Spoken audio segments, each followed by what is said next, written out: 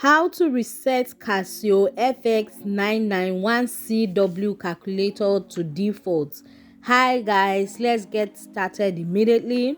Now the first thing you must make sure of is that you have your Casio calculator at hand, and most importantly it is turned on. If it's not, you just want to click on the on button. So the next thing you want to do is to tap on the settings button. It's at the left hand side of your calculator.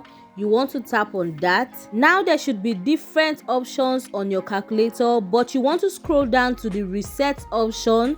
You're going to be using the buttons as seen on your screen. You're going to scroll down to the reset option and tap on it. Now you should see options like this on your screen. Now you're going to be going over to the last option that says initialize all and tap on it. Now go ahead and tap on yes. You see the option yes on your calculator. You want to tap on it and then you should execute. And this is how easy it is to reset Casio fx-991CW calculator to default setting.